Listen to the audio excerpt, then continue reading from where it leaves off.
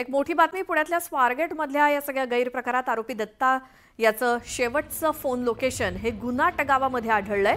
तसं पोलीस तपासात निष्पन्न झालंय। गुन्हा घडल्याच्या दिवशी आरोपी हा स्वारगेटवरनं थेट आपल्या गावी गेला होता, पण तिथून तो नेमका कुठे गायब झाला हेच आता पोलिसांना सापडत नाहीये।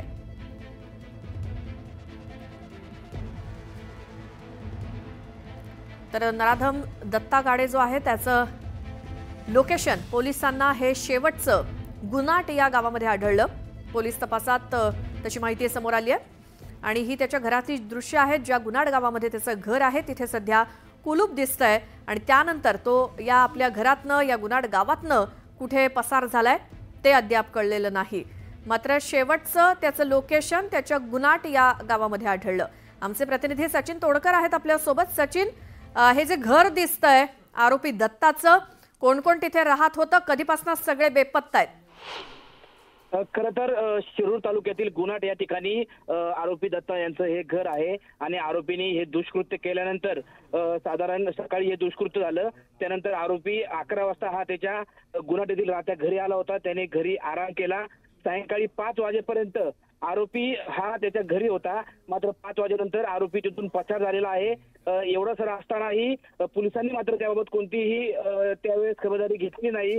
दुसरी गोष्ट म्हणजे आरोपी सोबत आरोपीचा जो भाऊ राहत होता त्या भावालाही काल चौकशीसाठी पोलिसांच्या पुणे पथकाने ताब्यात घेतलंय। आता मात्र आरोपीच्या घरी कोणीही नसून घराला टाळे असलेले पाहायला मिळत आहेत। बिलकुल सचिन, धन्यवाद या माहितीसाठी। मात्र आता खरा पोलिसांचा कस आहे या आरोपीला शोधण्याचा, पकडण्याचा, अटक करण्याचा। मात्र आता या आरोपीला अटक करणं महत्त्वाचं आहे। त्याआधी तो त्याच्या गावामध्ये आला होता, घरी त्यानं थांबला, आराम केला, मात्र त्यानंतर तो कुठे पसार झालाय हे आता शोधणं पोलिसांसमोर मोठं आव्हान आहे। शिरूर मधलं हे गुन्हाट गाव आणि गुन्हाट गावामध्ये या आरोपी दत्ताचं हे घर आहे, जिथे गुन्हा केल्यानंतर तो याच घरामध्ये आला होता, याच गावामध्ये आला होता आणि तिथून तो पसार झालाय। पुढची एक महत्त्वाची बातमी आहे। वसंत मोरेंना उद्धव ठाकरेंनी फोन केला। स्वारगेट आंदोलनावरनं शाबासकीची थाप उद्धव ठाकरेंनी दिली। उद्धव ठाकरेंनी खास फोन करून वसंत मोरेंची पाठ थोपटली। अन्याय होईल तिथे असेच पेटून उठा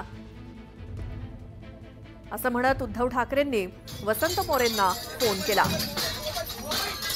स्वारगेट मधलं सुरक्षा रक्षकांचं जे ऑफिस आहे ते वसंत मोरे आणि त्यांच्या सहकार्यांनी जाऊन फोडलं आणि या स्वारगेट मधल्या आंदोलनावरनं उद्धव ठाकरेंनी शाबासकीची थाप देण्यासाठी वसंत मोरेंना फोन केला होता।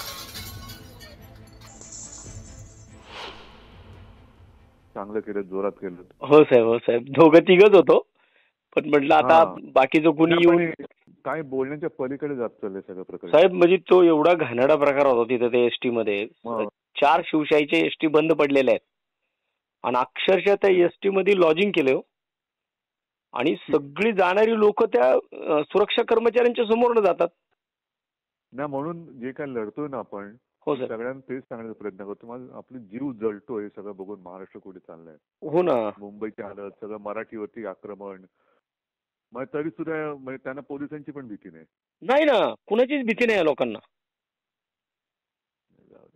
पण चांगलं केलं तुम्ही। येस, हो साहेब, थँक्यू।